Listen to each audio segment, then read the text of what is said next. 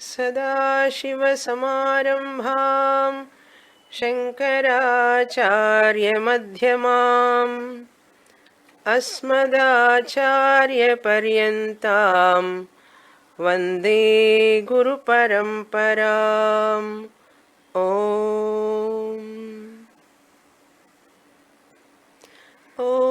पूर्णमदः पूर्णमिदं पूर्णात् पूर्णमुदच्यते पूर्णस्य पूर्णमादाय पूर्णमेवावशिष्यते ॐ शान्ति शान्ति शान्तिः। బృహదారణ్యకోపనిషత్ 4వ అధ్యాయం 4వ బ్రాహ్మణం 22వ మంత్రం.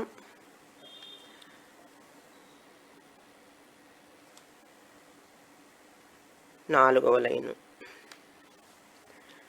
ఏష సర్వేశ్వరః ఏష భూతాధిపతిః ఏష భూతపాలః ఏష సేతుర్విధరణః ఏషాం లోకానాం అసంభేదాయ తమేతం వేదానువచనేన బ్రాహ్మణా వివిదిషంతి యజ్ఞేన దానేన తపసా అనాశకేన.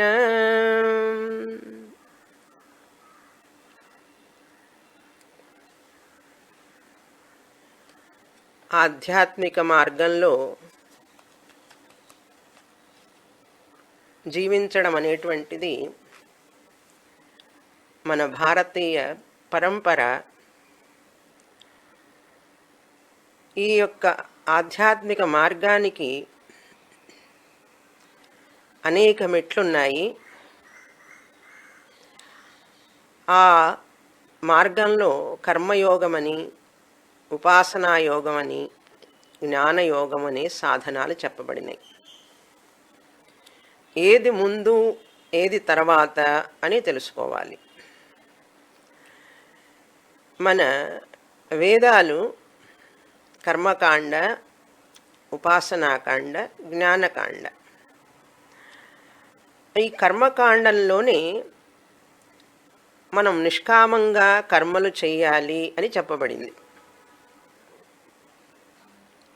సకామంగా చేసే వాళ్ళు ఉన్నారు, కానీ మోక్షార్థి అయినవాడు స్త్రీ కానీ పురుషుడు కానీ నిష్కామంగా చేస్తే నీకు త్వరగా ఆధ్యాత్మిక అభివృద్ధి కలుగుతుంది అని శాస్త్రం చెప్తోంది. నిష్కామంగా చేయడం వలన వ్యక్తికి జ్ఞాన యోగ్యత లభిస్తుంది. కనుక కర్మకాండలో చెప్పినవన్నీ కూడా వృధా అని మనం చెప్పం, ఎందుకంటే వేదం చెప్పింది కనుక. అలాగే ఉపాసనలు కూడా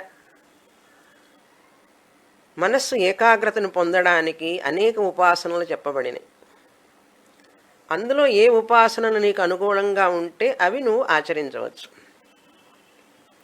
అలా ఎన్నో సంవత్సరాలు చేయగా మనిషికి చిత్త సంస్కారం ఏర్పడి, చిత్తశుద్ధి ఏర్పడి, చిత్త ఏకాగ్రత వచ్చిన తర్వాత ఆ వ్యక్తికి శాస్త్రం మీద, గురువు మీద ఒక శ్రద్ధ ఏర్పడుతుంది.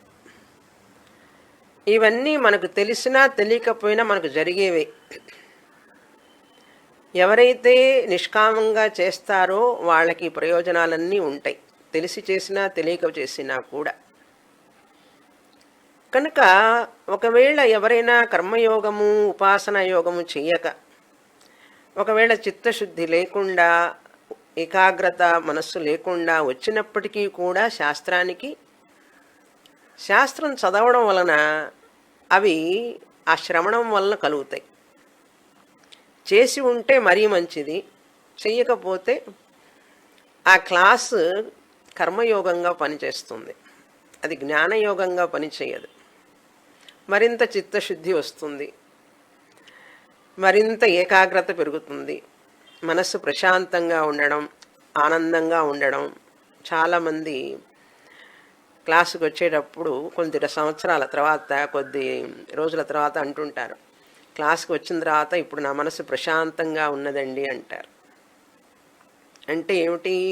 రాగద్వేషాలు తగ్గినాయి అని అర్థం, చిత్తశుద్ధి ఏర్పడుతున్నది అని అర్థం. ఈ పదాలు వాళ్ళకి తెలియకపోవచ్చు, కానీ గురువుకు తెలుసు.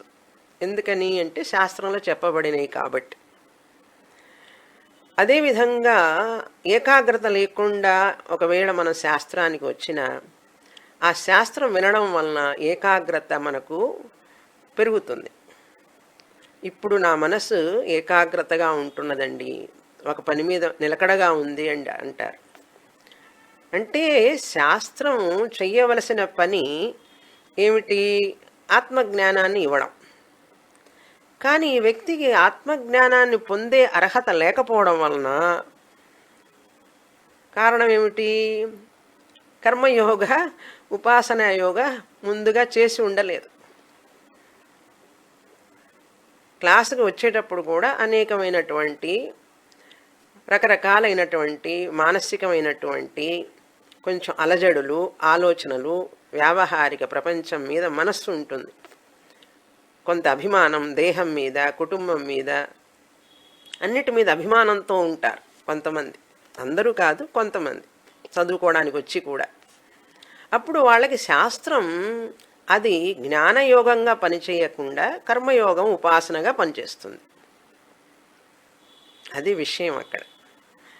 తర్వాత కొద్ది సంవత్సరాల తర్వాత ఎప్పుడైతే ఈ కర్మయోగ, ఉపాసన యోగం వాళ్ళకి లభిస్తాయో శాస్త్ర శ్రవణం వలనని, అప్పుడు జ్ఞానయోగంగా ఆ సాధన పనిచేస్తుంది. 2వ కోర్సులోనో 3వ కోర్సులోనో భగవద్గీత, ఉపనిషత్తులు చదివేటప్పుడు అప్పుడు శాస్త్రం పనిచేయడం మొదలు పెడుతుంది. ఇప్పుడు అర్థమవుతుందండి నాకు అంటారు.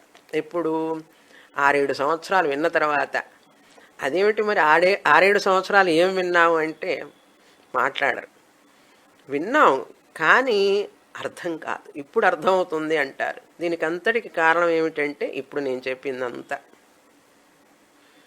అంటే జ్ఞానయోగానికి రావడానికి చాలా సమయం పడుతుంది. అందుకని ఈ మంత్రంలో మనకు ఇట్లా జ్ఞానయోగానికి వచ్చినటువంటి వ్యక్తుల యొక్క మనస్తత్వం ఎలా ఉంటుంది, వాళ్ళు ఏ మార్గాన్ని ఎన్నుకుంటారు అని చెప్పి ఇక్కడ మనకు హైలైట్ చేస్తున్నారు ఈ మంత్రంలో. ఇక్కడ జీవాత్మ గురించి చెప్తున్నారు. 2-3 పోర్షన్లుగా చూసుకోవాలి ఈ మంత్రాన్ని. జీవాత్మ సహా సవా ఏష మహానజ ఆత్మ అన్నారు. సహ అంటే ఏ పరమాత్మ అయితే ముందు చెప్పబడి ఉన్నదో సహ, ఆ పరమాత్మ, ఆ ఈశ్వరుడు, అంతర్యామి. ఏష మహానజ ఆత్మ, ఈ ప్రత్యేగాత్మ, ఈ జీవాత్మే. యోయం విజ్ఞానమయ. ఇక్కడ చూడండి, పరమాత్మ అనగానే ఈశ్వరుడు, మాయా సహితం బ్రహ్మ తీసుకున్నాం. జీవాత్మ అనగానే అవిద్య అవచ్ఛిన్న చైతన్యం, ఇక్కడ జీవాత్మగా తీసుకున్నాం. ఈ పరమాత్మ జీవాత్మలకు వెనుక ఉన్నటువంటి లక్ష్యార్థాన్ని మనం గమనించినప్పుడు, అర్థం చేసుకున్నప్పుడు మనకేం తెలుస్తున్నది? శరీరత్రయ విలక్షణ ఆత్మ అహమస్మి, అంగుష్ఠమాత్ర పురుష. అందుకని గురువుగారు మహావాక్యము ఇట్లాంటి విషయాలు చెప్పేటప్పుడు మనం ఈ భాగత్యాగ లక్షణ చేసి ఆ లెవెల్లో ఉండాలి, ఆ లెవెల్లో అర్థం చేసుకోవాలి. లేకపోతే నేను వాచ్యార్థంగా అహంకారంతో ఈ శరీరత్రయాలతో ఉంటూ చెప్తే ఇవన్నీ కూడా మనకు సరిపడవు. అందుకని స్టూడెంట్ జాబ్ ఏంటి, ఏం చేయాలి అంటే, నేను ఆ హయ్యర్ లెవెల్ ఆఫ్ ఆ పారమార్థిక సత్యమైన ఆత్మని నేను అనే దృష్టితో వినాలి. అందుకని ఇక్కడ ఏషః మహానజ ఆత్మ, ఆ పరమాత్మే. అంటే ఏ ఆత్మ అయితే మాయాసహితంగా ఉన్నదో ఆ ఆత్మే ఇక్కడ జీవాత్మగా ఉన్నది. కనుక ఈ ఆత్మ కూడా అజహ, దీనికి కూడా జన్మ అంటూ లేదు. ఈ ఆత్మ అనేది ఎక్కడున్నది? విజ్ఞానమయ. ఈ చైతన్య స్వరూపము నేను నేను అనేటువంటిది ఈ బుద్ధిలో మనకు బుద్ధ్యవచ్ఛిన్న చైతన్యం అంటారు. విజ్ఞానమయ అంటే ఇక్కడ విజ్ఞానమయ కోశంలో నేను ఉన్నాను, నేను ఉన్నాను, నాకు తెలుసు అనేటటువంటి ఆ సాక్షి చైతన్యంగా నేను వ్యక్తమవుతున్నాను. ఇక్కడ బుద్ధి అనేటువంటిది ఉపాధి లేకపోతే శుద్ధ చైతన్యం, శుద్ధ జ్ఞానం, బ్రహ్మము వ్యక్తం కాలేదు.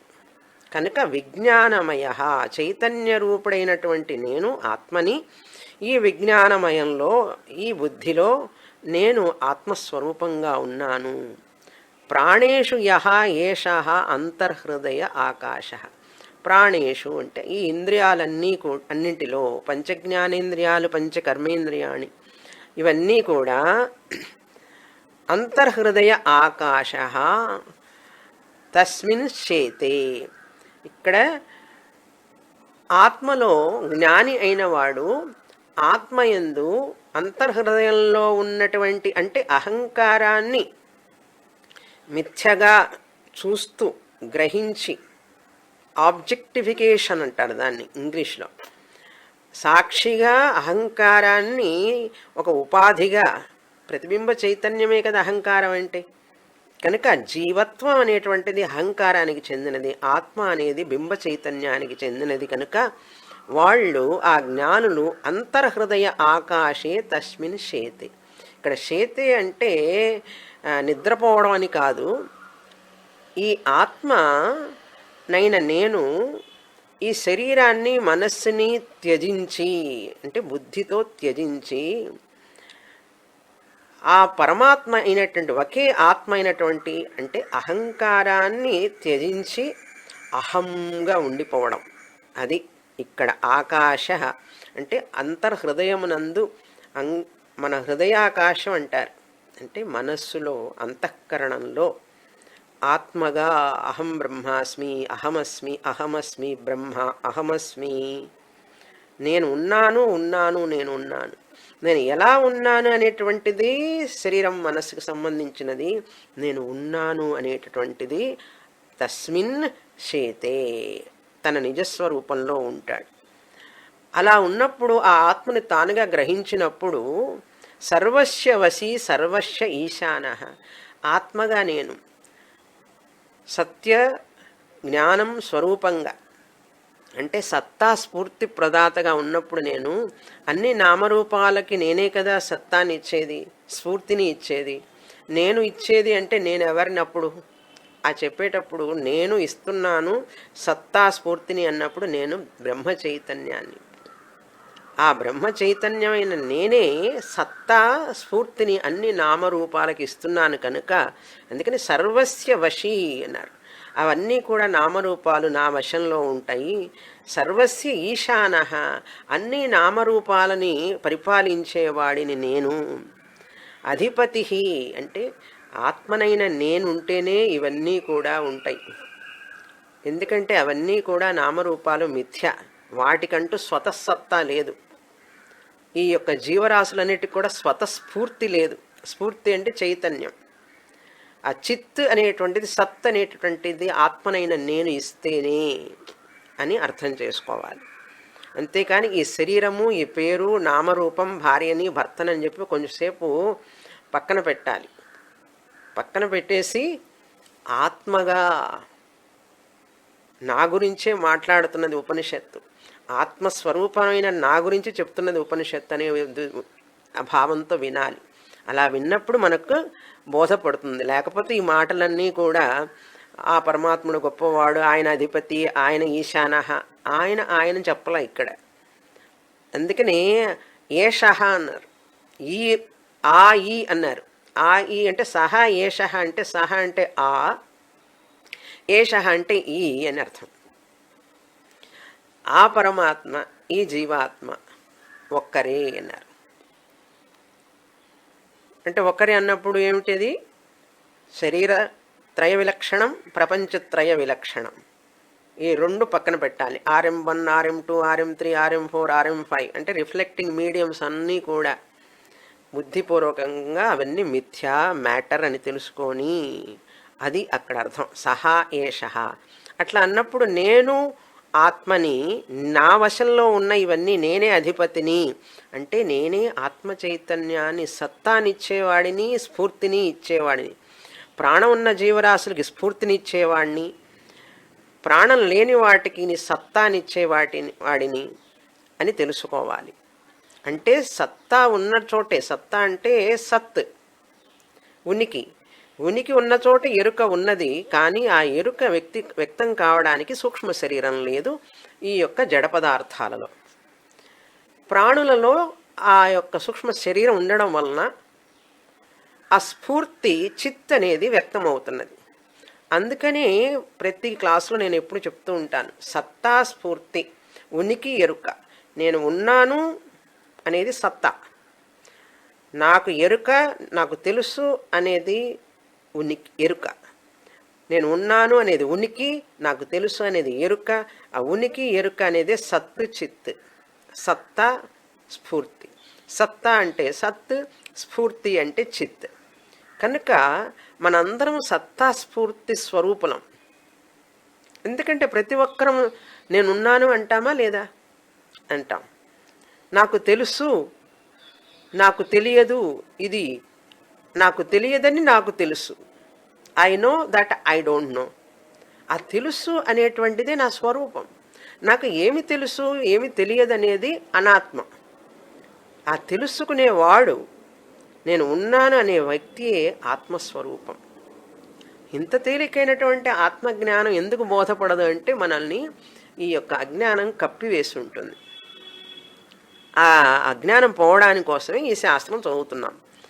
అటువంటి ఆత్మనైన నేను సాధునా కర్మణ భూయాన్ న, పుణ్యకర్మలు చేసి నేను పవిత్రుణ్ణి అవుతాను అనే భావన జ్ఞానికి ఉండదు. జ్ఞానికి అంటే జ్ఞానినైన నాకు అంత ధైర్యంగా చెప్పుకోవాలి. ఎప్పుడు ఆ జ్ఞానికి అంటుంటే నువ్వేమిటి, నేను అజ్ఞానిని అన్నట్లుగానే ఒప్పుకున్నట్లు అవుతుంది కదా. భాగత్యాగ లక్షణ చేసి ఉనికి, ఎరుక నేనని తెలుసుకున్న తర్వాత ఇంకా సందేహం ఎందుకు? సందేహం అవసరం లేదు. అయినా చెప్పే శక్తి, సామర్థ్యం, ధైర్యం కావాలి మనిషికి. ఎప్పుడు వస్తుంది అదంటే దృఢమైనటువంటి జ్ఞాన నిష్ఠ ఏర్పడినప్పుడు వస్తుంది. అది దృఢమైన జ్ఞాన నిష్ఠ ఎలా వస్తుందంటే మనస్సుని శాస్త్రానికి ఇచ్చినప్పుడు వస్తుంది పూర్తిగా. అది ఈ యొక్క పుణ్యకర్మల వలన ఆత్మనైన నేను ఏదో ఉన్నతుడిగా శుద్ధుడిని అవ్వటం అంటూ ఏముండదు. భూయాన్ కర్మణ అంటే పుణ్యకర్మల వలన, వైదిక విహిత కర్మల వలన, సాధు కర్మల వలన నేను పుణ్యం పొందడం అనేటువంటిది కానీ, నోవా అసాధునా కనీయాన్ ఈ నిషేధ కర్మలు చేయడం వలన నాకు పాపం వస్తుందని కానీ, నా యొక్క గొప్పతనం తగ్గిపోతుంది, నా యొక్క అని చెప్తున్నప్పుడల్లా నేను ఏం చెప్తున్నాను? శరీరత్రయ పంచకోశ విలక్షణ ఆత్మ. విలక్షణ అంటే వేరైనటువంటి అని అర్థం. నేను అది చెప్పేటప్పుడే ఈ 3 కోశాలను 5 కోశాలను ఉపయోగిస్తూనే, 3 శరీరాలను ఉపయోగిస్తూనే చెప్తున్నాం. అది అక్కడ. కానీ ఏష సర్వేశ్వర. ఏష అంటే ఈ జీవాత్మే సర్వ ఈశ్వర, అన్నిటినీ పరిపాలించేవాడు. పరిపాలించడం అంటే లిటరల్గా తీసుకోకూడదు. సత్తా స్ఫూర్తినిచ్చినప్పుడు అవి నా మీదనే ఆధారపడి ఉన్నాయి, నేను వాటికి ఉనికి ఎరుకనిస్తున్నాను. భూతాధిపతి ఏష, ఈ ఆత్మే భూత అధిపతి, అన్ని జీవరాశులకు అధిపతి. నామరూపాలకి నేనే అధిపతిని అంటే అధ్యక్షుడిని. అంటే నా యొక్క సన్నిధిలో అవన్నీ కూడా పనిచేస్తున్నాయి. పుస్తకం ఉన్నది, చెట్టు ఉన్నది, ఇల్లు ఉన్నది, ఫ్యాను ఉన్నది అని ఉన్నది అని ఉనికినిచ్చేవాడు ఎవరండి? నేనే. భార్య ఉన్నది, భర్త ఉన్నాడు, పిల్లలు ఉన్నారు అని గ్రహించేవాడెవరు, తెలుసుకునేవాడెవరు? నేనే. కనుక నేనే అధిపతిని అన్నారు. అది అర్థం అక్కడ. ఏషః భూతపాలః, ఈ ఆత్మనైన నేనే ఈ యొక్క వీటన్నిటిని పరిపాలించేవాడిని, పాలించేవాడిని. పాలః అంటే వాటి వాటి కర్మలను చేయడానికి నేనే సహకరిస్తున్నాను. ఏషః సేతుర్విధరణః. ఇక్కడ సేతు అంటే రెండు అర్థాలు చెప్పుకోవచ్చు. ఇంతవరకు క్రిందటి వారం చూసాం. సేతు అంటే బ్రిడ్జ్, వంతెన. రాముల వారు లంకకు వెళ్ళడానికి సేతు కట్టారు, రామసేతు అంటారు దాన్ని. అంటే ఒక ఒడ్డు నుంచి ఇంకొక ఒడ్డు దాటడానికి సేతును ఉపయోగిస్తారు, వంతెనని ఉపయోగిస్తారు. అది ఒక అర్థం సేతు అంటే. ఇక్కడ కఠోపనిషత్తులో చూసాం, యస్సేతు రీజానానాం అక్షరం బ్రహ్మ యత్పరం అభయం చికీర్షతాం పారం. సేతు అనే పదం వచ్చింది వేదంలో. ఈ సేతు అనే పదం అనేక చోట్ల వస్తుంది. ఉపనిషత్తుల్లో కూడా ఈ సేతు అనేటువంటిది అనేక చోట్ల చెప్పబడింది. అంటే వంతెన దాటటానికి, నదిని దాటడానికి ఎలా ఉపయోగపడుతుందో భగవంతుడు కూడా మనకు సేతువు లాంటి వాడు. అందుకని భగవద్భక్తి మనిషికి ఉంటే ఈ సంసారం సముద్రాన్ని దాటగలడు. అందుకని నాస్తికులం కాకుండా ఉండాలి. ముందు భగవంతుడి మీద భక్తితో ఉండాలి. చాలామంది అంటారు, ఈ భగవంతుడి భక్తి ఉన్న వాళ్ళందరూ పిరికి వాళ్ళు, భయం ఉన్నవాళ్ళు, భయం వలన వీళ్ళు భగవంతుని పూజిస్తున్నారు అంటే అనేవ్వండి, నష్టం ఏం లేదు. భగవద్భక్తి లేని వాళ్ళకంటే భగవద్భక్తి భయంతో ఉన్నవాళ్ళు బెటర్. నాస్తికుడిగా ఉండటం కంటే భయపడి ఆస్తికుడిగా ఉండడం బెటర్. ఎందుకంటే ఏదో ఒక రోజుకి మనకు గురు ప్రాప్తి, శాస్త్రప్రాప్తి దొరుకుతుంది. అందుకని పిల్లల్లో కూడా భగవద్భక్తిని పెంచండి. మీరు ఏం చేయక్కర్లేదు, భగవంతుడిని ప్రార్థించమనండి. భగవంతుడే అన్ని కోరికలు తీరుస్తాడని అవన్నీ చెప్పాలి, ఆశలు పెట్టించాలి పిల్లలకి. అందుకని భగవంతుడే అన్నీ అన్నీ అని చెప్తే తర్వాత ఆ భగవంతుడి స్వరూపం ఏమిటని తెలుసుకోవడానికి ప్రయత్నం చేస్తారు. అందుకని పిల్లల్లో ఆ దైవ భక్తిని నాటడం, ఆ బీజాన్ని నాటడం తల్లిదండ్రుల కర్తవ్యం. కనుక ఆ చిన్న వయసులో వచ్చిన భక్తే ఎప్పటికో అది పనిచేస్తుంది. చాలా ఏండ్ల తర్వాత వెంటనే పనిచేయదు, ఎప్పుడో పనిచేస్తుంది. అది ఇక్కడ సేతు అంటే భగవంతుడు కూడా మనకు ఒక వంతెన లాంటి వాడు, సహాయపడతాడు. ఈ యొక్క సంసార పుణ్య పాప జనన మరణాల నుంచి, ఈ ఒడ్డు నుంచి జనన మరణాలు లేనటువంటి పుణ్య పాపాలకు అతీతమైనటువంటి ఆత్మస్వరూప జ్ఞానానికి మనకు ఆయన సహాయం చేస్తాడు. ఏమిటి భగవంతుడు భక్తి పూజలు గీజలంటే అవన్నీ మేము చేస్తామండి అంతే. ఏం అడగకూడదు, ఇంకా ఎందుకు ఏమిటని అడగవద్దు. ఎందుకంటే పెద్దవాళ్ళు చేశారు, మన ఋషులు చెప్పారు, ఈ విధంగా ఉంటే నీకు మంచిది అన్నాడు. తయారు చేస్తున్నాం. ఇది ఎప్పుడో వచ్చేది మోక్షం. వీటన్నిటికి ప్రిపరేషన్ ఉండద్దండి. ఒక వివాహం చేయడానికి ఇంట్లో ఎన్ని ప్రిపరేషన్లు చేస్తాం, ఎన్ని నెలలు, ఎంత కష్టపడతాం. ఒకటే రెండే, ఒక రోజా, 2 రోజులే, వారాలు, నెలలు, సంవత్సరాలు కష్టపడ్డ వాళ్ళు ఉన్నారు ఒక వివాహం కోసం చేయడానికి, అబ్బాయికో అమ్మాయికో. ఆత్మజ్ఞానం మాత్రం ఎలా తొందరగా రావాలని కోరుకుంటాం. అది అంతే, చాలా సమయం పడుతుంది. పట్టినా సరే దానికోసం ప్రయత్నం చేయాలి. రెండవ అర్థం ఏంటంటే సేతు అంటే ఆనకట్ట. పొలంలో నీళ్లు వృధాగా అటు ఇటు పోకుండా, ఈ పొలంలో నుంచి ఆ పొలంలోకి పోకుండా ఆనకట్ట కడతారు. ఆ ఆనకట్టని ఇక్కడ సేతు అనే అర్థంలో బండ్ అంటాం, ట్యాంక్ బండ్ లాగా. ఆ ఆనకట్ట ఎలాగైతే అవతలి నీరు యువతలికి రాకుండా, యువతలి నీరు అవతలికి పోకుండా మనకు సహాయపడుతుందో, ఇక్కడ ఈ సేతు అనేది విధారక. సేతు అంటే రక్షించేటటువంటి గోడ అని అర్థం, కట్ట అని. విధారక సేతు. భగవంతుడు మనకు ఈ యొక్క వర్ణాశ్రమ ధర్మాల నుంచి అటు ఇటు పోకుండా రక్షించేవాడు అని అర్థం. విధారక సేతు, జగత్తు యొక్క నియమాలన్నిటినీ కూడా రక్షించేవాడు. అంటే భౌతికమైనటువంటివి కాదు, భౌతికమైనవే కాదు, ఈ సూర్యుడు, చంద్రుడు, ఈ నక్షత్రాలు, ప్లానెట్స్, ఈ భూమి తిరగడం, ఇవన్నీ కూడా యొక్క భూమి ఆకర్షణ శక్తి, ఇవన్నీ కూడా ఎలా పనిచేస్తున్నాయి అంటే ఆయనే ఈ యొక్క నియమాలన్నింటినీ కూడా వాటి వాటి స్థానంలో ఉంచేవాడు అని అర్థం. అది ఆ రెండవ నియతి ముఖ్యం ఇక్కడ, అంటే ధర్మము అని అర్థం. నీతి నియమాలను, ధర్మాన్ని కాపాడేవాడు, నియమంలో ఉంచేవాడు అన్నారు. అంటే వీటిని పరిరక్షించేవాడు అని అర్థం. ఈ యొక్క భౌతిక అంటే physical loss and moral loss అంటారు ఇంగ్లీష్లో. ఫిజికల్ అనేటువంటివి భౌతికమైనటువంటి స్థూల ద్రవ్యానికి సంబంధించినవి.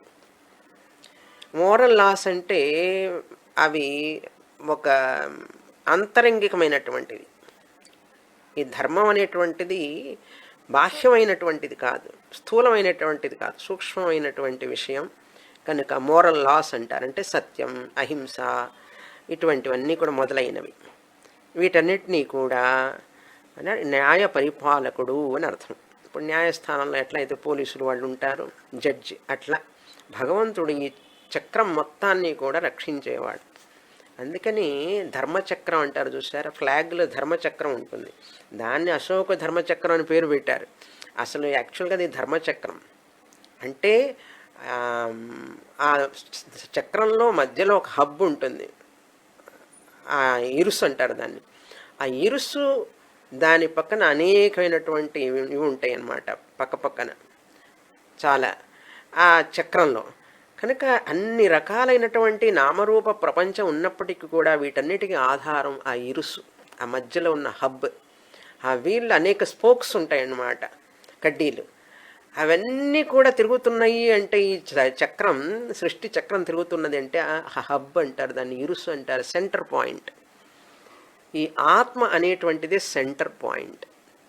సత్తా స్ఫూర్తినిచ్చి ఈ గ్రహాలన్నింటినీ వాటి వాటి పన్ను చేయిస్తూ ఉంటుంది. ఈ ఋతువులు, నెలలు, మాసాలు, సంవత్సరాలు ఇవన్నీ కూడా రావడానికి కృష్ణుడి భాషలో చెప్పాలంటే ధర్మగోప్త అని చెప్పాడు భగవద్గీతలో. శాశ్వత ధర్మగోప్త. నేను ఎవరిని అనుకున్నావు అర్జున? నేను శాశ్వత ధర్మగోప్తని. అంటే శాశ్వతమైనటువంటి ధర్మాన్ని రక్షించేవాడిని, ఈ ప్రపంచంలోని అన్నిటినీ నేను కాపాడేవాడిని అని అర్థం. ఇక్కడ మనం నిత్య పరమాత్మ బ్రహ్మచర్య ఆశ్రమంలో శాస్త్ర శ్రవణం చేయడం, తర్వాత అందుకనే వేదానువచనేన బ్రాహ్మణ వివిదిషంతి అన్నారు.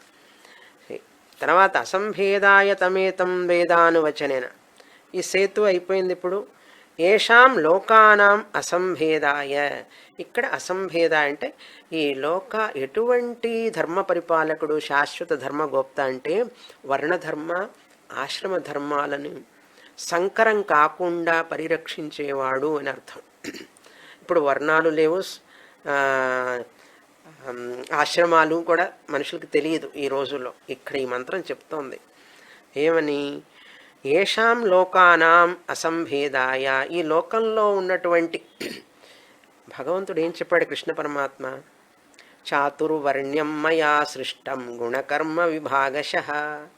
అంటే ఈ యొక్క శ్లోకాన్ని మనం పట్టించుకోం, వినాలని కూడా ప్రయత్నం చేయలేం. వింటామండి, కానీ దాని యొక్క గూఢమైనటువంటి అర్థాన్ని వర్ణాశ్రమ ధర్మం పుస్తకంలో ఇచ్చాం. ఆ వర్ణాశ్రమ ధర్మంలో ఉన్నటువంటి పుస్తకం చిన్న బుక్లెట్, అది కంఠాపాఠం అయిపోవాలి.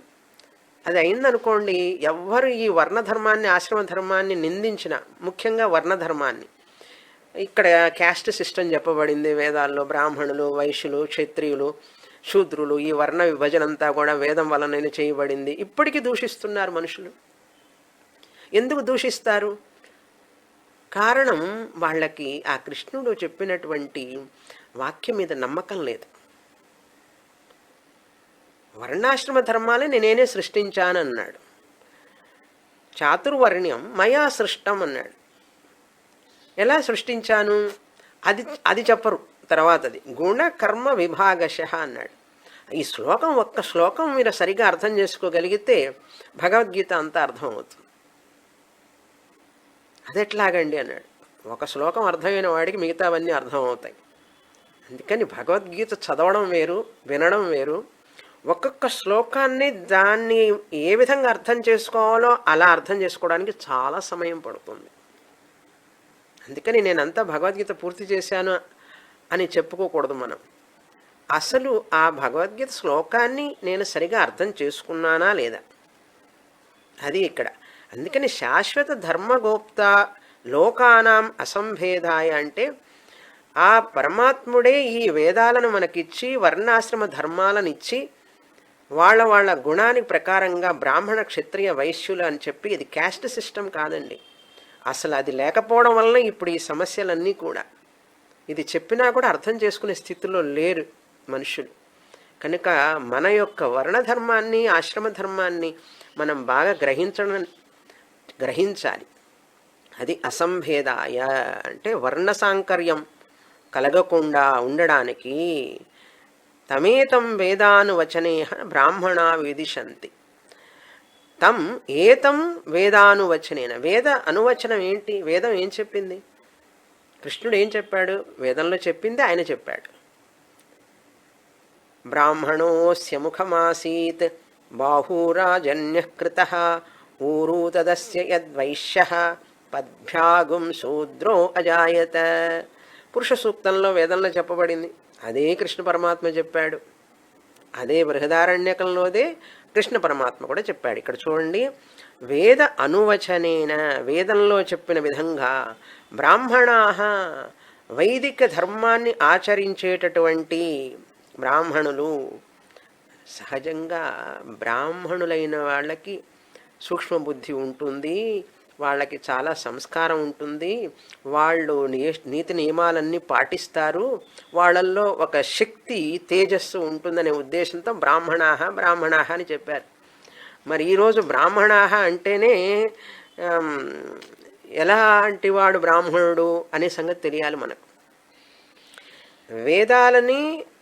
వేదాల్లో చెప్పినటువంటి విధి నిషేధాలను పాటిస్తూ అనువచనేన అంటే వాటి మార్గంలో నడవాలి అనేటటువంటి ఉత్సుకతో ఉన్నటువంటి వ్యక్తి బ్రాహ్మణుడు. అందుకని వేరే కులంలో పుట్టినప్పుడు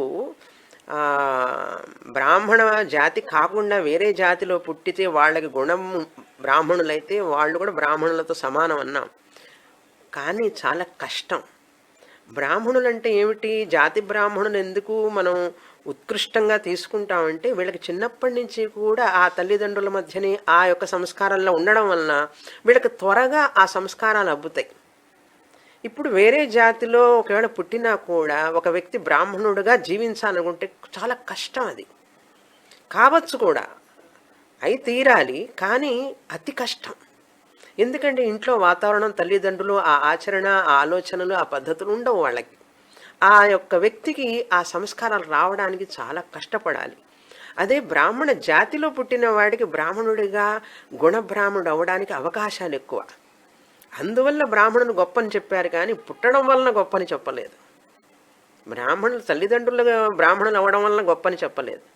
బ్రాహ్మణుడిగా జీవించడానికి, బ్రాహ్మణుడిగా తన కర్తవ్యాన్ని నిర్వర్తించడానికి అవకాశం ఎక్కువ ఉంటుంది బ్రాహ్మణ కులంలో పుడితే. అందువలనే కానీ అవతల వాళ్ళకి కొంచెం కష్టం. బ్రాహ్మణుడిగా జీవించడానికి వాళ్ళకు తోడ్పాటు ఉండదు, అవకాశం ఉండదు.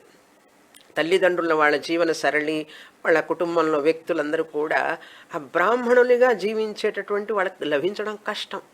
కానీ అతి కష్టం మీద కొంతమంది బ్రాహ్మణ జీవితాన్ని జీవించడానికి అలవాటు పడతారు. చాలా కష్టం. ఎందుకంటే బ్రాహ్మణులే బ్రాహ్మణ జీవితాన్ని జీవించడం లేదు. బ్రాహ్మణ జీవితం అంటే చాలా నిష్ఠ నియమాలతో కూడినటువంటిది బ్రాహ్మణ జీవితం. సమాజం కోసం అంకితం చేసేటటువంటిదే బ్రాహ్మణ జీవితం. సమాజానికి జ్ఞానాన్ని దానం చేసేవాడే బ్రాహ్మణుడు. అది అక్కడ బ్రాహ్మణాః వివిదిషంతి. చూడండి, వివిదిషంతి అన్నాడు. వేదితుం ఇచ్చంతి, అది అర్థం. వివిదిషంతి అంటే వేదితుం ఇచ్చంతి. ఏమి తెలుసుకోవాలని ఇష్టపడతారు వాళ్ళు అంటారు? బ్రహ్మాన్ని తెలుసుకోవాలని. ఇక్కడ బ్రాహ్మణాః వివిదిషంతే, బ్రాహ్మణులైన వాళ్ళు ఎప్పుడు బ్రాహ్మణులంటే బ్రహ్మను తెలుసుకోవాలని జిజ్ఞాస కలిగినప్పుడే వాళ్ళు బ్రాహ్మణులండి. అది అసలు అర్థం అక్కడ. బ్రహ్మజ్ఞానాన్ని, ఎందుకంటే పరమ పురుషార్థమైనటువంటిది బ్రహ్మజ్ఞానమే కదా, మోక్షానికి బ్రహ్మజ్ఞానమే కదా కావాలి. కనుక Brahmanas are supposed to be the people who work for బ్రహ్మజ్ఞానం. ఆ బ్రహ్మజ్ఞానాన్ని కనుక పొందకపోతే వాళ్ళందరూ కూడా ఆ బ్రాహ్మణ కులంలో వాళ్ళు నిందించబడతారు. ఆ బ్రాహ్మణుడు గనక బ్రహ్మజ్ఞానాన్ని కనుక ప్రయత్నించకపోతే భౌతిక సుఖాల కోసం, భౌతికమైనటువంటి విద్యల కోసం తాపత్రయపడుతూ ఉన్నాడంటే ఆ బ్రాహ్మణుడిని పలచనగా చూస్తారు సమాజంలో. చూసేవాళ్ళు అప్పుడు, ఇప్పుడు చూడటం లేదనుకోండి, అది వేరే విషయం. ఆ రోజుల్లో అంటే బ్రాహ్మణ్ణి త్యజిస్తారు వాళ్ళు. బ్రహ్మజ్ఞానానికి, శాస్త్ర జ్ఞానానికి న వివిధిషంతి చేత్, తెలుసుకోకపోతే. కానీ ఇక్కడ బ్రాహ్మణులు వివిధిషంతి. ఎట్లా? యజ్ఞేన దానేన. చూడండి, ఇక్కడ బ్రాహ్మణాగా వివిధిషంతి అంటే ఏం చెప్పాను? బ్రహ్మచర్య ఆశ్రమంలో శ్రవణం చేస్తారు ముందు, చేసి తర్వాత ఏంటి? యజ్ఞేన దానేన, గృహస్థాశ్రమంలో ప్రవేశించి అని అర్థం. ప్రవేశించి యజ్ఞదానాలు చేసి, దానాలు చేసి అంటే కర్మయోగ అనుష్ఠానం అని అర్థం. అంటే ఇక్కడ 4 ఆశ్రమాలు ముందు చెప్పాను. ఏంటి? అసంభేదాయ అంటే వర్ణధర్మాన్ని సంకరం కాకుండా ఉంచి వాళ్ళ వర్ణాలు, ఆ వర్ణాలు ఆ కర్మలు చెయ్యాలి, ఏ కర్మలు ఉన్నాయో వాళ్ళకి. తర్వాత బ్రాహ్మణాహ అంటే బ్రహ్మచర్య ఆశ్రమంలో ఉంటూ వేదాధ్యయనం చేసి, తర్వాత నెంబర్ 1 ఆశ్రమాలు 4 చూసుకుంటే 1, 2, 3, 4 బ్రహ్మచర్య ఆశ్రమం, గృహస్థాశ్రమం, వానప్రస్థాశ్రమం, సన్యాసాశ్రమం. ఈ 4 ఆశ్రమాలు మోక్ష మార్గానికి మనల్ని తీసుకువెళ్ళడానికి ఎలా సహాయపడతాయి అనేది విషయం చెప్తున్నారు ఇక్కడ. ముందు శ్రవణం చేసి బ్రహ్మచర్య ఆశ్రమంలో, యజ్ఞేన దానేన సెకండ్ ఆశ్రమానికి వచ్చి 1, 2 4 ఆప్షన్లు ఉన్నాయండి, 3 ఆప్షన్లు.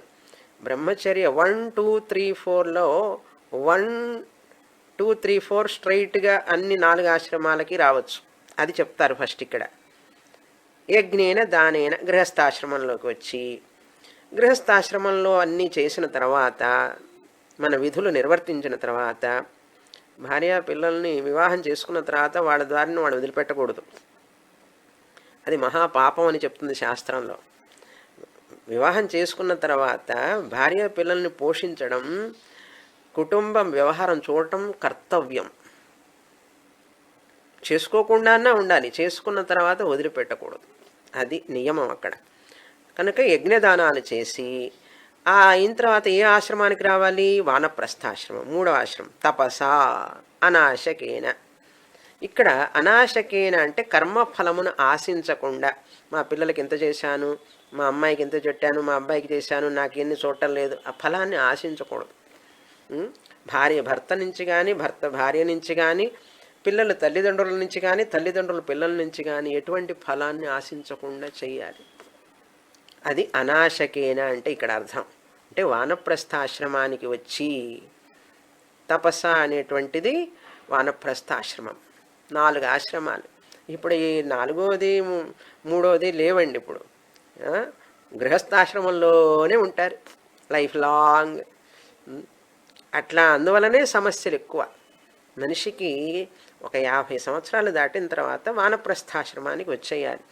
తపస్స అంటే ఇక్కడ జపతపాదులతో, ధ్యానాలతో కాలం గడుపుతారు.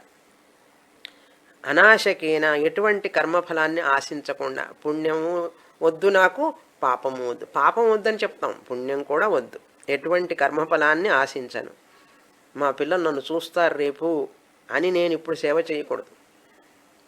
లేకపోతే నాకు వేరే ఈ వ్యక్తి ఆ వ్యక్తి సహాయపడతారని చెప్పి సహాయం చేయకూడదు.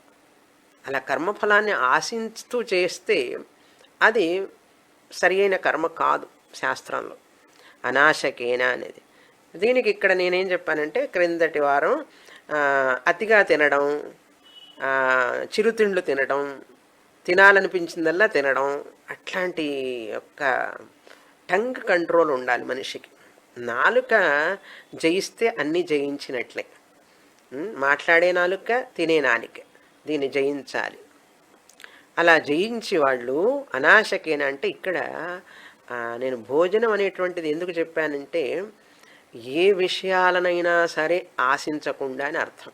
అనాశకేన అనేది అటువంటి కర్మ ఫలాన్ని ఆశించకుండా. ఏవమేవ విదిత్వ, ఇక్కడి నుంచి చదువుతాం. ఏవమేవ విదిత్వా మునిర్భవతి ఏతమేవ ప్రవ్రాజినో లోకమిచ్చంతి ప్రవ్రజంతి ఏతద్ధస్మవైతత్ పూర్వే విద్వాంసః ప్రజాం న కామయంతే కిం ప్రజయా కరిష్యామో ఏషాం నో అయమాత్మాయం లోక ఇతి తే హస్మ పుత్రైషణాయాశ్చ విత్తైషణాయాశ్చ లోకైషణాయాశ్చ వ్యుత్థాయ అథ భిక్షాచర్యం చరంతి యా హ్యైవ పుత్రైషణా సా విత్తైషణా యా విత్తైషణా సా లోకైషణా ఉభేహ్యేతే ఏషణే ఏవ భవతః.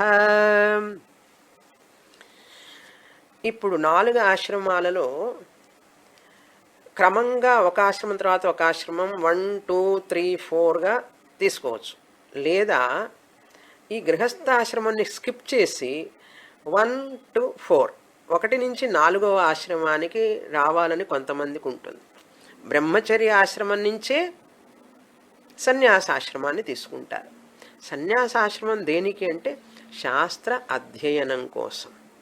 అధ్యయనం చేసినటువంటి శాస్త్రాన్ని అంటే పూర్వ ఆశ్రమంలో గురుకులంలో ఉంటూనే గురుకులం నుంచి కర్మకాండ ఉపాసనాకాండలన్నీ పూర్తి చేసుకొని జ్ఞానకాండకి అంటే సన్యాసాశ్రమాన్ని స్వీకరిస్తారు కొంతమంది. అలాంటి వాళ్ళు అంటే వివాహం అవసరం లేదు మాకు అని నిర్ణయించుకుంటారు. ఎందుకట? సామాన్యంగా 1, 2, 3, 4 ఆర్డర్ గృహస్థ బ్రహ్మచర్య గృహస్థ వానప్రస్థ సన్యాస నార్మల్. కానీ కొంతమంది పూర్వజన్మ సంస్కారం వలన ఆ పూర్వజన్మ సంస్కారం వలన ఏం చేస్తారు వాళ్ళు అంటే ప్రవ్రాజిన అంటే ఏవమేవ విదిత్వా మునిర్భవతి. మునిర్భవతి అంటే జ్ఞాని భవతి అని అర్థం. ఇక్కడ ముని అంటే జ్ఞాని. చూడండి, బ్రహ్మచర్య నుంచి గృహస్థాశ్రమం నుంచి యజ్ఞదానాలు చేసి తపసానాశకేన వానప్రస్థానికి వచ్చి జ్ఞానయోగానికి వచ్చి జ్ఞానులవుతారు. అలా 4 ఆశ్రమాల ద్వారా మునిర్భవతి జ్ఞాని భవతి అంటే జీవన్ముక్తుడు అవుతాడు. కానీ కొంతమంది ఏతమేవ ప్రవ్రాజిన లోకమిచ్చంత ప్రవ్రజంతి. ప్రవ్రాజిన అంటే ఇక్కడ సన్యాసాశ్రమం. ప్రవ్రాజ్ అంటే దేశం మొత్తం తిరుగుతారు. సన్యాసులు ఏం చేస్తారు? దేశం అంతా అటన చేస్తారు. ఎందుకు చేస్తారు అంటే ఈ ప్రజలలో ఈ ధార్మికతని ఈ యొక్క సత్యాన్ని ధర్మాన్ని బోధించడం కోసం వాళ్ళు దేశం అంతా పర్యటన చేస్తారు. వాళ్ళ పని అదే. ప్రజలలో ఈ యొక్క ధర్మాన్ని బ్రహ్మాన్ని బోధించడమే వాళ్ళకి, వేరే పనే ఉండదు. ఇంకా ఏతమేవ ప్రవ్రాజిన ఈ బ్రహ్మను తెలుసుకోవడం కొరకే కొంతమంది లోకమిచ్చంత అంటే ఆత్మను ఇచ్చంత. ఇక్కడ లోకం అంటే ఆత్మ. ఆత్మను కోరిన వాళ్ళై ప్రవ్రజంతి అంటే సన్యాసం తీసుకుంటారు. తీసుకొని ఏతద్ధస్మ వై తత్ పూర్వే విద్వాంస. వాళ్ళు ఏం చెప్తారు? మా పూర్వీకులు కూడా ఇట్లాగే కదా చేశారు.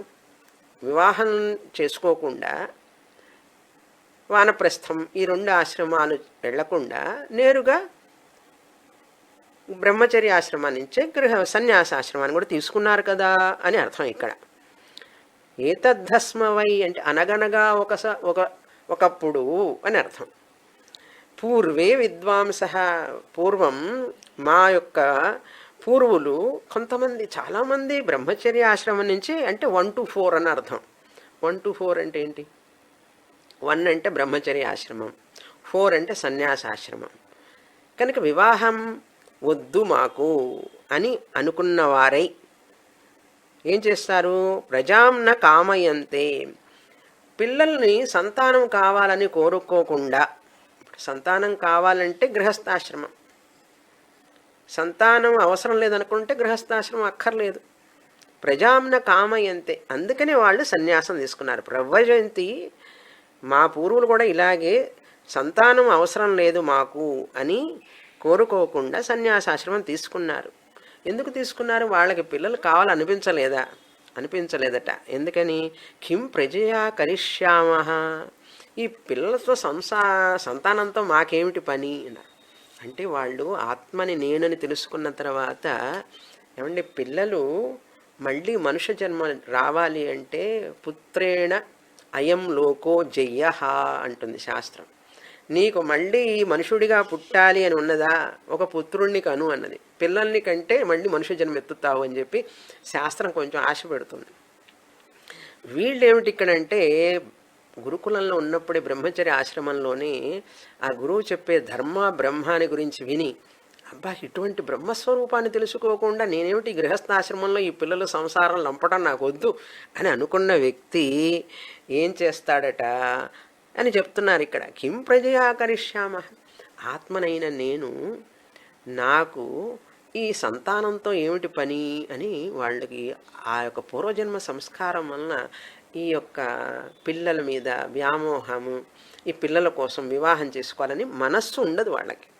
కరిష్యామ అంటే నాకు మళ్ళీ మనిషి ఈ జన్మే నుంచే బయటపడాలని కోరుకుంటూ ఉంటే, ముక్తుణ్ణి జీవన్ముక్తి కోసం ఇప్పుడు తపిస్తుంటే, మళ్ళీ శరీరంలో ప్రవేశించి మళ్ళీ మనుష్య జన్మెత్తడం కోసం, దానికోసం వివాహం చేసుకొని, వివాహం పిల్లల కోసం అంటే పిల్లల కంటే మళ్ళీ మనుష్య జన్మ కనుక మనుష్య జన్మే వద్దనుకుంటుంటే ఇంకా మళ్ళీ పిల్లలు ఎందుకు నాకు? ఏషాంనో అయం ఆత్మ అయం లోక ఇతి, మాకేం కావాలి? ఈ ఆత్మస్వరూపమే. కనుక మేము ఆత్మస్వరూపం అయినప్పుడు ఇంకా దేన్ని కోరి ఈ వివాహం చేసుకుంటాం? మళ్ళీ మనుష్య జన్మ కావాలని కోరిక లేదు మాకు. మనుష్య జన్మ కావాలని ఉంటే పిల్లలు కావాలి, పిల్లలు కావాలి అంటే వివాహం చేసుకోవాలి. మాకు ఈ కోరికలన్నీ ఏమి లేవు కదా. తే హస్మ పుత్రైషణాయాశ్చ, వీళ్ళు ఏం చేస్తారు? పుత్ర కావాలనే ఏషణ అంటే కోరిక, ఆ పుత్రాలు కావాలనే కోరిక నుంచి విత్తైషణాయాశ్చ, ధనం సంపాదించాలి. ఏమంటే వివాహం చేసుకుంటే పిల్లల్ని కంటే ధనం కావాలి. విత్తైషణ అంటే ధనం సంపాదించాలనే కోరిక. ఇప్పుడు మనం ప్రపంచంలో చూస్తే కనపడేది ఏంటండి? వివాహము, పిల్లలు, ధనము, ధన సంపాదన. ఎంత కష్టపడుతున్నాడు మనిషి, ఎన్ని సంవత్సరాలు ఎన్ని దశాబ్దాలు కష్టపడుతున్నాడు ఆ పిల్లల్ని పైకి తీసుకురావడానికి, చదివించడానికి.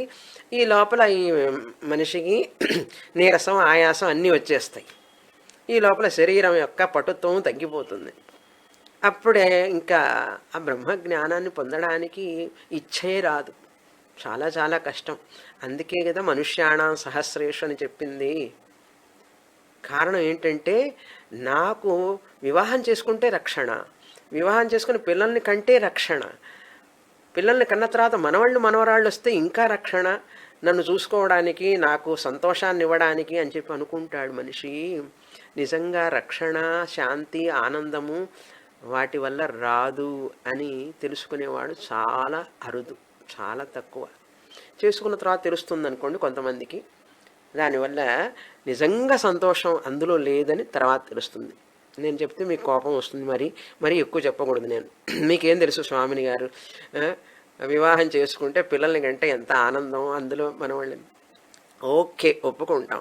కానీ కొంతమంది విత్తైషణాయాశ్చ, ధనం సంపాదించాలనేటటువంటి ఆ కోరిక నుంచి కూడా, మరికొంతమంది పిల్లలను కని ధనాన్ని సంపాదించి లోకేషణ, నీ స్వర్గానికి వెళ్ళాలి, బ్రహ్మలోకానికి, ఆ లోకానికి వెళ్ళాలి, ఈ లోకానికి వెళ్ళాలనే కోరిక నుంచి, ఆ కోరికలన్నిటి నుంచి ఈ బ్రహ్మచర్య ఆశ్రమం నుంచి సన్యాసాశ్రమానికి వచ్చి జ్ఞానయోగాన్ని నేరుగా తీసుకొని వ్యుత్థాయ అన్నాడు. అంటే ట్రాన్సెండింగ్ అన్నాడు. అంటే వ్యుత్థాయ అంటే ఏమిటి? గృహస్థాశ్రమం, వానప్రస్థాశ్రమంలో ప్రవేశించకుండా అని అర్థం. వ్యుత్థాయ సన్యాసం తీసుకొని భిక్షాచర్యం చరంతి భవతి భిక్షాం దేహి అని భిక్ష తీసుకుంటూ ఉంటారు అందరి దగ్గర. జనం ఏమనుకుంటారు, వీళ్ళకి ఏం పని పాట లేదు, ఉద్యోగం చేయడం ఇష్టం లేక అందరి దగ్గర భిక్ష తీసుకుంటున్నారు అనుకుంటున్నారు. మన సమాజంలో అటువంటి వ్యక్తి ఉండడమే అరుదు.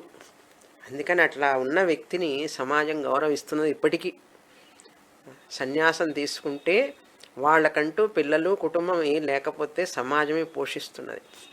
వాళ్ళకి వస్త్రం కానీ నీడ కానీ ఆహారం కానీ అన్నీ ఆ యొక్క సమాజమే చూసుకుంటుంది.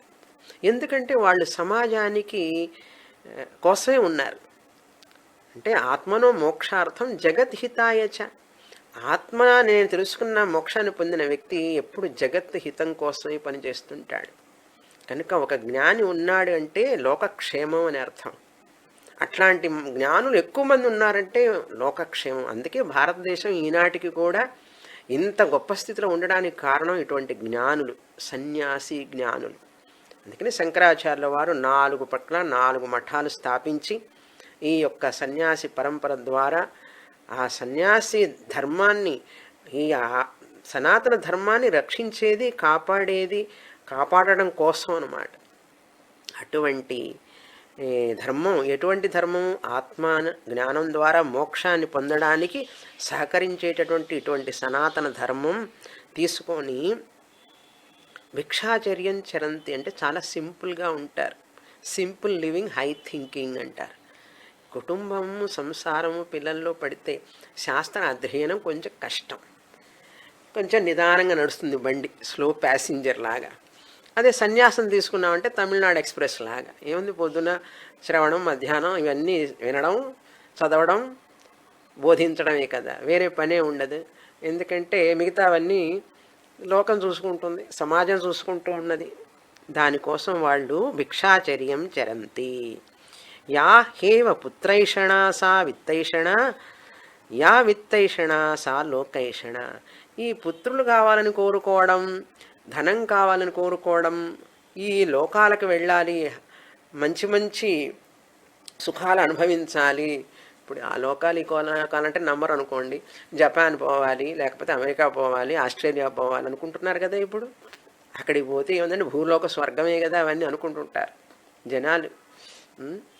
ఇక్కడ ఉంటే ఇక్కడికంటే అక్కడ ఏదో సుఖం ఉందని అనుకుంటుంటారు.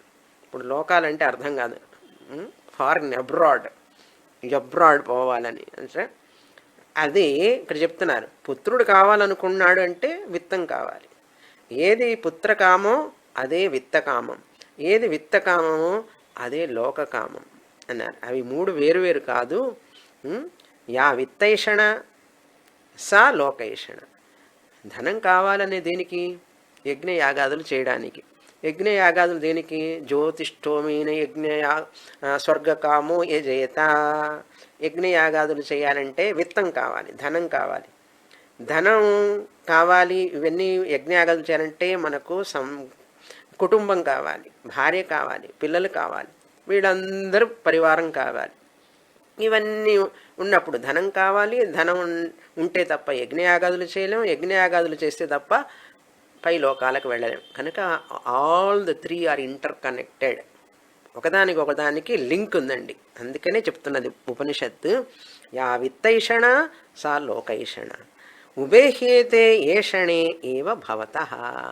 కనుక ఇటువంటి ఏషణలు ఇవన్నీ కూడా ఈ యొక్క సన్యాసి అనుకున్నాడు, నాకు అవసరం లేదు, నాకు సంతానము అక్కర్లేదు, నాకు ఏ లోకము పొందాలని లేదు, కనుక నాకు ధనం కూడా అవసరం లేదు. కనుక ఏం చేస్తామయ్యా అంటే ఆత్మన్నేవాత్మనా తుష్ట స్థితప్రజ్ఞస్తదోచ్యతే. అందుకని ఆత్మ జ్ఞానాన్ని పొందడమే మన సొంత ఇంటికి వెళ్ళినట్లు. అందుకని చాలామంది బయటికి వెళ్ళి వచ్చిన తర్వాత, అబ్బా ఇంటికి వచ్చిన తర్వాత, మా ఇంటికి వచ్చిన తర్వాత హాయిగా ఉందండి అంటారు. చూడండి, అక్కడక్కడ ప్రయాణాలు చేసి చాలా రోజుల తర్వాత ఇంటికి వస్తే, అబ్బా మన ఇంటికి వచ్చి ఇక్కడ ఈ ఇంట్లో అన్నం తిని ఈ ఇంట్లో మన ఇంట్లో హాయిగా పడుకుంటే ఎంత ఆనందంగా ఉందో అంటారు, ఎంత ఆనందంగా ఉందో అంటారు. చూసారా? అట్లాగే వ్యక్తి తన ఆత్మస్వరూపం తెలుసుకునే వరకు కూడా, ఆ జ్ఞాననిష్ట కలిగే వరకు కూడా మనిషికి శాంతి అనేది ఉండదు. ఇది పరమ సత్యం. ఎన్నన్నా చేయండి, ఎక్కడికన్నా వెళ్ళండి, ఎన్నన్నా వినండి, ఆత్మ విద్యని క్షుణ్ణంగా గ్రహించి జీర్ణం చేసుకోకపోతే ఆ వ్యక్తికి రక్షణ ఉండదు, శాంతి ఉండదు, సంతోషము ఉండదు. ఎక్కడో ఏదో ఒక వెలితి ఉంటూనే ఉంటుంది. కనుక ఈ మంత్రం చాలా ముఖ్యమైన మంత్రం అని చెప్తున్నారు. కనుక ఈ యొక్క సన్యాసం తీసుకున్న వాళ్ళు ఆత్మజ్ఞానాన్ని పొంది, ఎలాంటి ఆత్మజ్ఞానం అది చెప్తున్నది ఇప్పుడు మంత్రం చదువుతాను.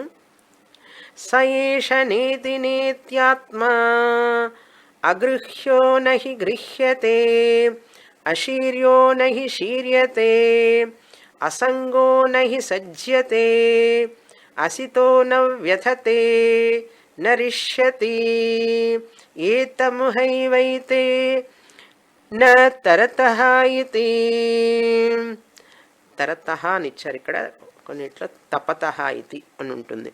అతః పాపమకరవమితి అతః కళ్యాణమకరవమితి ఉభేవు హైవైష ఏతే తరతి నైవం కృతాకృతే తపతః. ఇది క్రక్స్ ఆఫ్ ద వేదాంత. ఇటువంటి బ్రహ్మచర్య ఆశ్రమం నుంచే నేరుగా సన్యాసాశ్రమాన్ని తీసుకున్నారు అంటే, ఏమండి సన్యాసాశ్రమం తీసుకున్నారంటే కాషాయం కట్టుకున్నారనే కాదు అర్థం. అక్కడ జ్ఞాన మార్గం కోసం సన్యాసం మార్గాన్ని తీసుకున్నారు. జ్ఞాన మార్గం అంటే ఏమిటి? శాస్త్ర శ్రవణము, మననము, నిధిధ్యాసనం, ఇదే పని. దాని కొరకు సన్యాసాశ్రమం తీసుకున్నారు. అంతేకాని బాధ్యతలన్నింటినీ వదిలిపెట్టడం కోసం సన్యాసాశ్రమం తీసుకోలేదు. శాస్త్ర శ్రవణం చేయడానికి అధికంగా మనకు సమయం లభిస్తుంది, మననం చెయ్యొచ్చు. ఎటువంటి బాధ్యతలు బాధరబందీ లేకుండా ఉంటే మనం ఎక్కువసేపు మనస్సుని శాస్త్రం మీద నిలపవచ్చు అనే ఉద్దేశంతో తీసుకున్న వాళ్ళు ఈ జ్ఞానాన్ని పొందారు. ఏమండి, ఆత్మజ్ఞానాన్ని పొందారు.